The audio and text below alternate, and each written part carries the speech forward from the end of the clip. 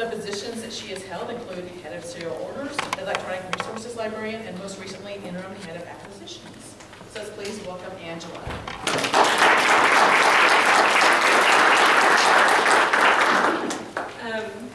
Thanks for having me today. Am I going to be able to be picked up voice-wise by the recording? Hopefully I'll be able to be loud enough to use my teacher voice. So when I thought about how to describe my vision for the department that this position would lead, my answers kept circling back to this idea of interdependence. I kind of have a big picture view of that term in general. I kind of think all of our library services are interdependent upon each other, but I see some particular connections in the areas that comprise content development acquisitions here at K-State that I think are unique. And so in my presentation today, I'm going to just highlight some of those interconnections that I see and the trends that are facing content management and how I would approach leading this department. First, just a little bit more about me. As you heard, I have a music education background and nonetheless, and so my long history in acquisitions has always been paired with a passion for kind of the teaching and learning side of technical services. And that has helped me grow in a lot of different areas over my years in the profession, both personally as a staff member moving into a librarian role, as well as in my service commitments throughout my profession in working on being at the forefront of organizational change and serving on committees in that respect. My research also focuses on organizational change and how that can leave us with information needs as things change, as we go through big changes.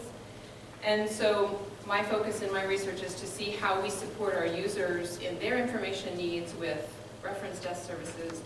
Those methods can be similar to how we serve the information needs that we have with our internal customers, with each other. And so it's through this lens that I'm going to talk about the topic today.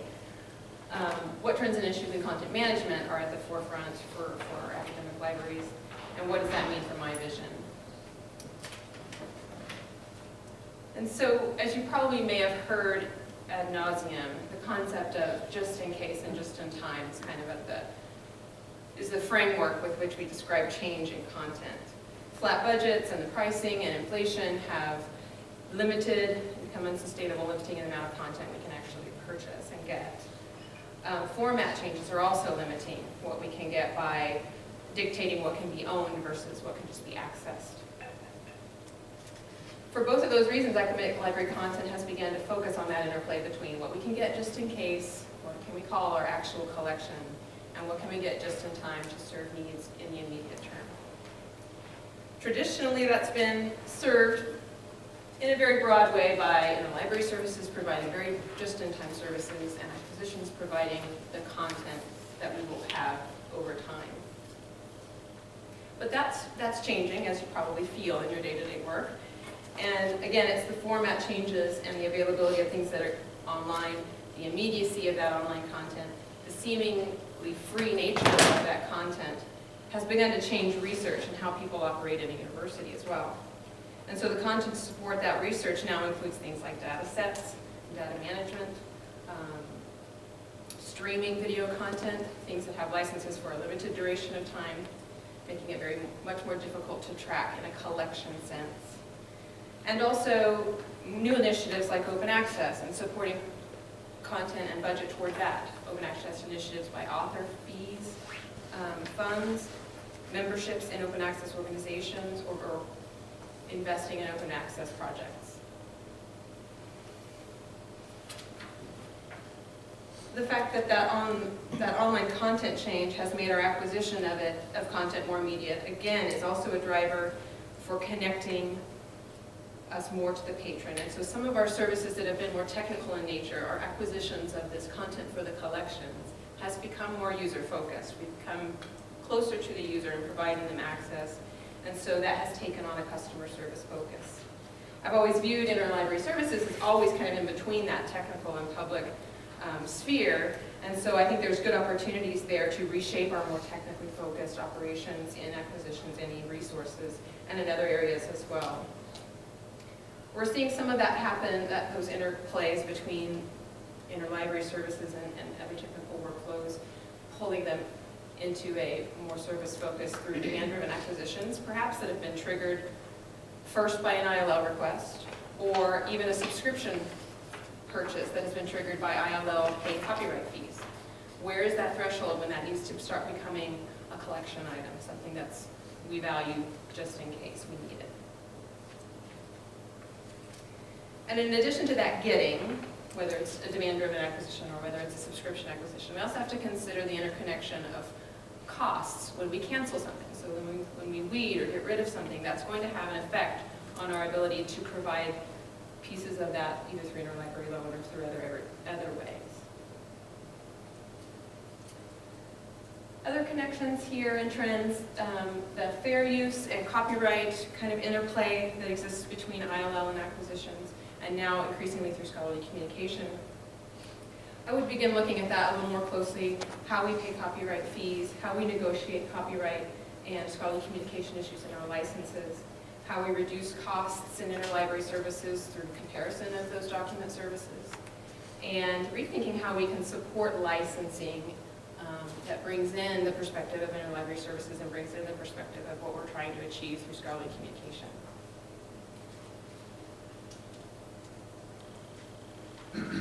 And so for content itself, sustaining that just-in-case model has kind of required two approaches.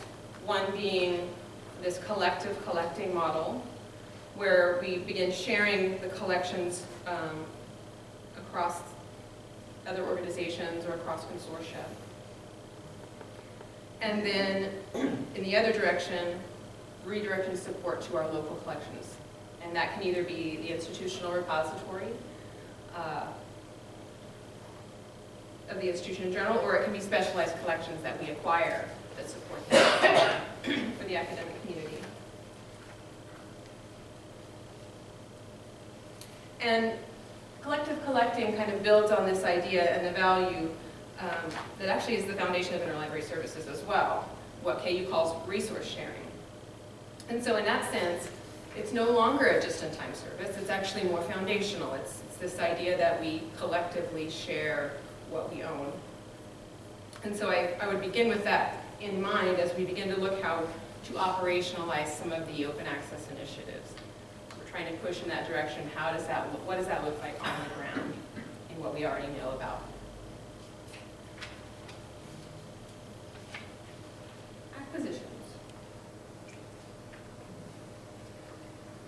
I've always seen acquisitions as kind of the support line for content development, right?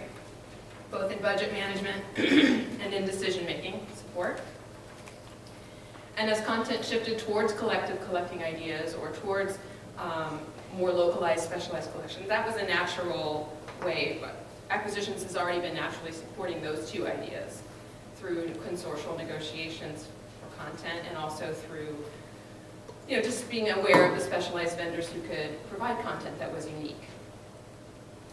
But I think that idea has perhaps gotten a little bit neglected with the necessary focus on supporting the increase in e-resource workflows. And so what I would want to do is get a sense of how e-resource workflows are already supported here. Are we doing well there? Do we need to direct more attention there? Or can we begin to rebalance towards both of these ideals? Supporting e-resources is sort of a norm of what we collect, and being able to refocus energy on collective collecting and distinctive collecting that we already know how to do. Format changes again and budget shifts. So going from print to electronic and then moving from an allocated system of budgeting money to considering how to allocate for demand-driven services puts acquisitions in kind of a greater decision-making role. And this has happened because format and licensing restrictions may limit what we can collect or collection decisions around a particular item. It also may limit what we're allowed to license for ILL in some cases. And so acquisitions have had to make decisions where normally those would have been put out here to other departments. In addition, just the changes in the scholarly landscape, publisher changes, consolidations, negotiating multi-year deals. All of those have had required acquisitions to kind of respond very strategically and quickly. Excuse me.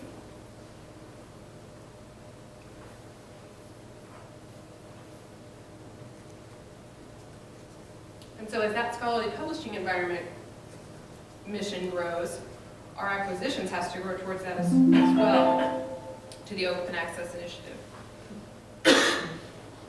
And so I see the work of acquisitions here encountering a very similar transformative shift that it did with print to electronic, moving from a budgeted collection management to an open access collection management will be a big shift.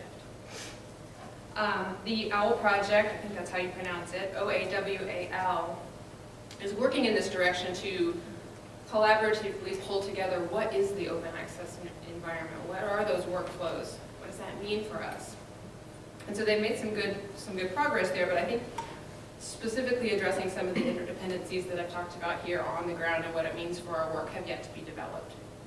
And I'd like to begin focusing and strategizing on that a little bit in this role.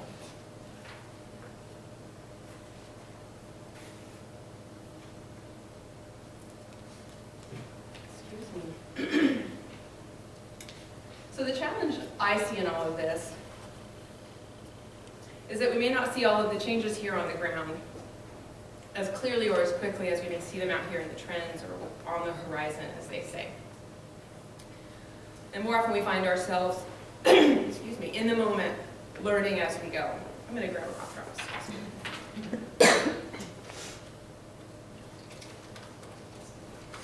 So we're learning as we go, and that can be both exciting and frustrating, depending on how much sleep you've had, or work is on your desk. But my vision from a leadership perspective is to foster, it's sort of founded on that learning principle, acknowledging and fostering that learning. I think learning should be part of our everyday workflows just as it's part of the whole university's work. The experience and research focus I bring, as I mentioned, also is grounded in this kind of learning through change perspective and meeting information needs through that change, not just of our external customers and users, but through each other.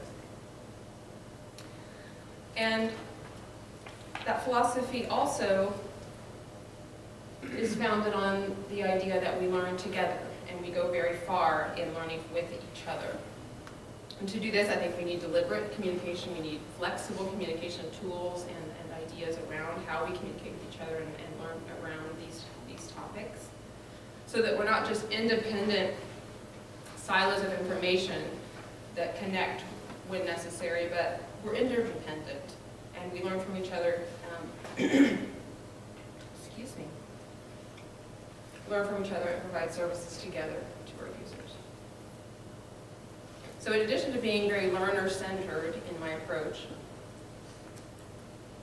I'm also a very strategic and analytical thinker. And so I use that to bring individual ideas and individual strengths and perspectives on these issues into a larger shared focus that we can move forward with. But I think what's important about kind of my proverb vision here that I want to point out is that it doesn't necessarily mean that one of these approaches is better than the other, faster or farther, together or alone. The trends that we're facing are going to require both of these approaches at different times. My goal is to make sure that we all understand what approach we're taking at what time. And I do that through the vision and leadership that I've expressed here. I also don't know all the details of how you're already operating with some of these trends. Maybe you're already doing some of the things that I've mentioned. And so part of my job will be to learn that from you. Get to know both you individually and how the organization is structured. Learn from those, learn from you and from the collective wisdom of this library. And foster good analysis and good decision making, good information management, so that we can make good decisions to move forward. And so it would probably help me now if we could take questions. Maybe I can address some of these things more specifically, or are there specific questions that you have?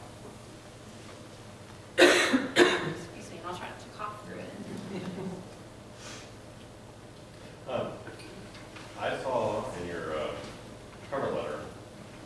phrase that I was curious about, and I wanted you to elaborate on that. Okay. And you said that you attribute your success in supervision and leadership of teams to the thoughtful and proactive approach that you take to uncertainty and change. And I was wondering if you could illustrate what you mean by your thoughtful and proactive approach. Okay. Part of that is the strategic approach I take to thinking through a problem. And lately I've been doing that through project management ideas, so breaking down a big concept into its component parts so you can see what actually needs to move forward first. And a lot of times we may go through a change without thinking that detailed, in that detailed manner, and either get frustrated or stifled or move ahead without considering all the options and alternatives. So that has really helped. Project management has been a tool that's helped me with that. I also think that I have strengths in that kind of analytical thinking that helps me to slow down things, both with not just projects and things out here, but with people, and to get an individual perspective on things and help individuals in very different ways of going through change.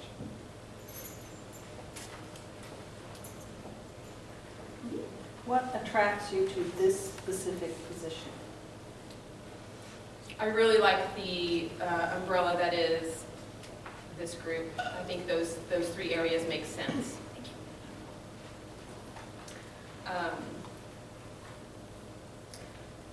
I've also always admired K-State in the personal way and in the various times professionally that I've come here and visited. I've just gotten an immediate sense of the culture here all the times that I've visited. When I became electronic resources librarian at KU, it was about 5 years ago when you all had begun this reorganization, and I had kind of watched it since then, or I remember it clearly happening around that time and thinking, I need to keep my eye on this place, because it seems to think the way I think. So those are some ideas that I have about my interest in the position particularly.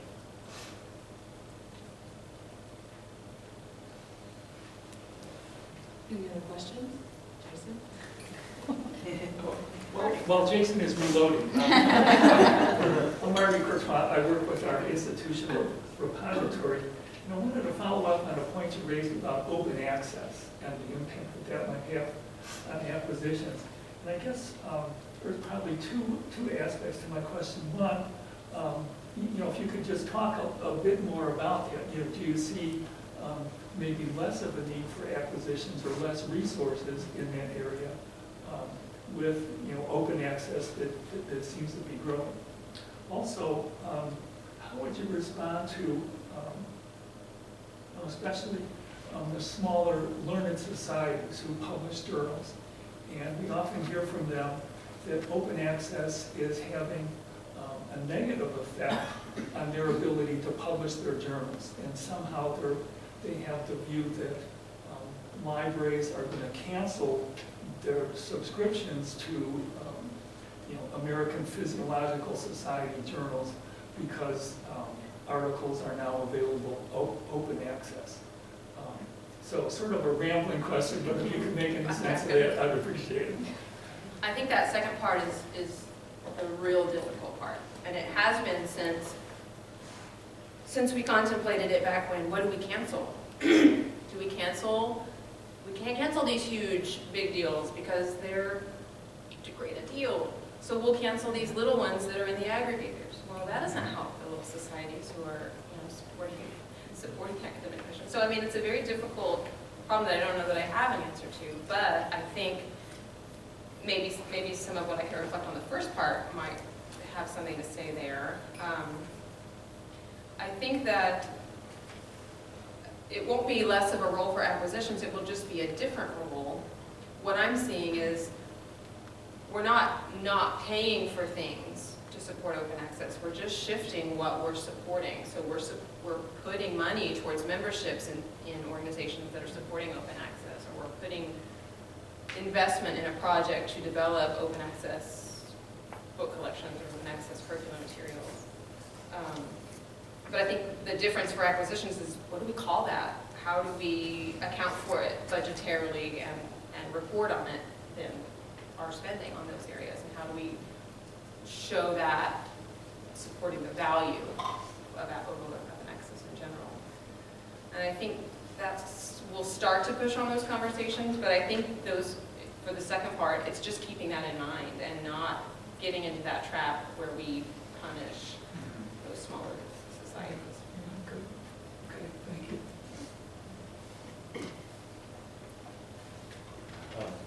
I was wondering if you could speak in general to your philosophy of how you make decisions about what should be acquired sort of in the permanent content creation. What factors you take into account to decide what we should be purchasing? Well, I approached that from my experience as an electronic resources librarian primarily and from acquisitions. And so there, our policy has kind of been informed, less subject-based parameters, but from a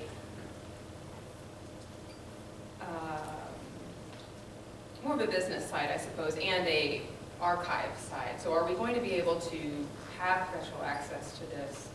What are the technical hurdles in the long term that we're going to have to address by keeping this in perpetuity?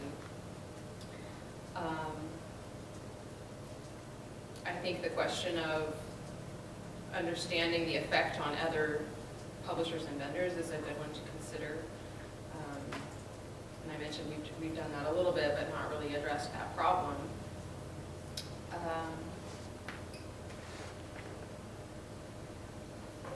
But I think my approach has always been pulling in people who have the information that informs those decisions. So in acquisitions, it's been, what can we decide from a business perspective that makes sense? And then what do we need to pull up here and pull others into to make from either subject-based or university unique collections or unique research agenda? And not working in silos. I hate using that word or overusing that word, but trying to avoid that mindset.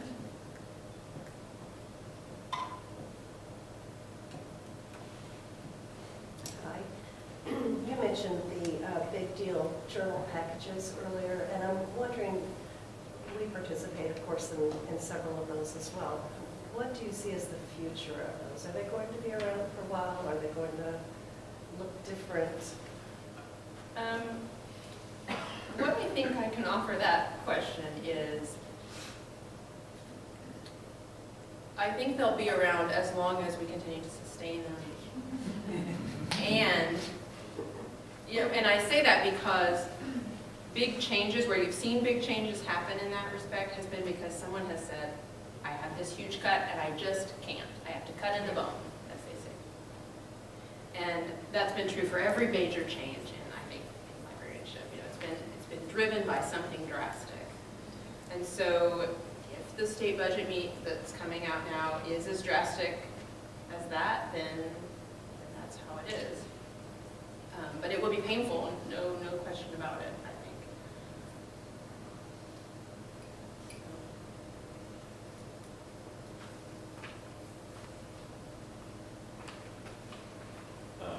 So, to what extent do you factor in issues like discoverability, the ability to discover a resource through a web-scale discovery into your metric and decision-making process about what you need to acquire? Yes. Again, from my vantage point as an electronic resources librarian and acquisitions, that's been more of a technical question. Do you offer, discovery IP-based access to this, or do you make us jump through a bunch of technical hurdles to make this available? Do you provide usage data so that we can see how it's being used, including how they're getting to it, what kind of ways are they discovering it, not just are they using it? As far as the discovery layer piece,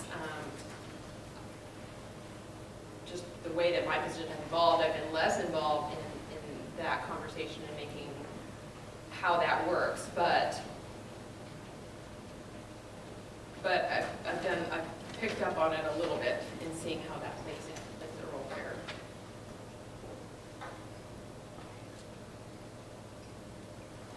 You mentioned about changes leading the departments in this area to work more with the public or to have more of a public focus. Could you talk about any experience that you might have working with like the faculty or the students or researchers, and if not, how you might help the people in this department make that shift or Sure. enhance what they're already doing? So where I've done that is through the parallels between electronic resources troubleshooting and reference service. So often questions about electronic resources come in through the reference desk and are referred to a group that troubleshoots electronic resources. And I've been kind of pushing for both areas to kind of come in line a little bit, both reference to learn a little bit more about electronic resources and troubleshoot and solve a little bit on their own, and for e-reach troubleshooters to dig a little deeper into information literacy, do a little more learning and teaching of how to use a resource rather than just giving them the PDF that they couldn't find or discover on their own. And sometimes that's led to, I would have to say very occasionally, but sometimes it has led to in-depth, like, well, what other resources would you suggest for this particular course I'm teaching on, blah, blah, blah. They get a little bit out of depth for some of the e-reach troubleshooters. So again, that ability to know that referral model, where does it reach a point where I need to pull in a faculty member to understand this need a little bit better and build a relationship with that faculty member going forward. So that's where I've done that. So in the day-to-day routine of library land, how would you describe yourself as a colleague?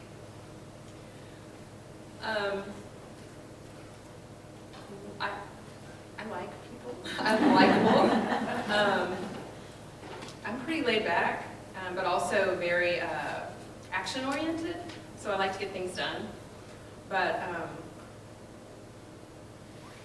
I also make decisions collaboratively. It's hard for me to make a decision all by myself with data in front of me. I really do need to talk through things with people. So I do that on decisions that affect, just on colleague level, as well as big decisions kind of hierarchically. But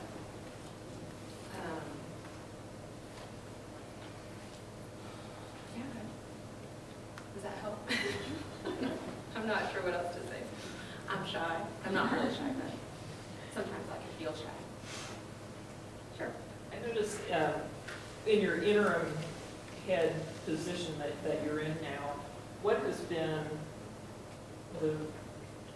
maybe the thing about being a department head that you didn't expect, or a challenge or something you've learned that you didn't know until you had that experience? Well, I discovered last week that I was going through the grief process. That I had started to think, when is she coming back from vacation?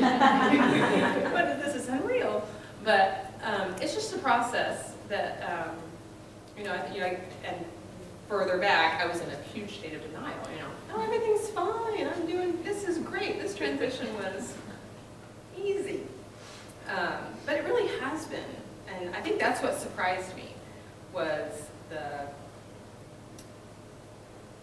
interaction with people was very easy. And I say I'm likable, I say I'm easygoing, but I do worry about, interpersonal relationships and through change. And so I think that was my biggest fear, and it turned out to be so great. I think that was what surprised me most.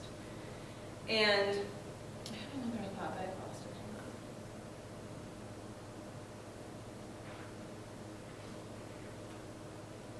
Oh yes, it was another thing that surprised me, pleasantly surprised me, was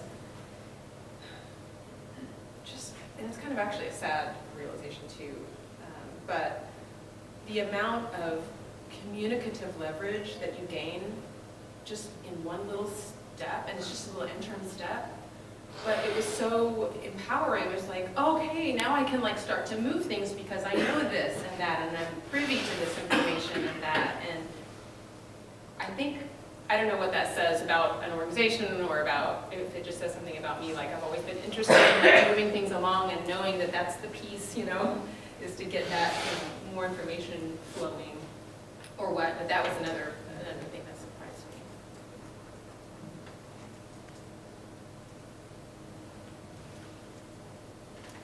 I really liked your emphasis on open access collection workflows. I'm wondering if you're doing anything like that in your current position. Are you working with scholarly communications? Piecemeal. We've been supporting purchases in that way that I've described. So we've been a partner in Hockey Trust. We've been supporting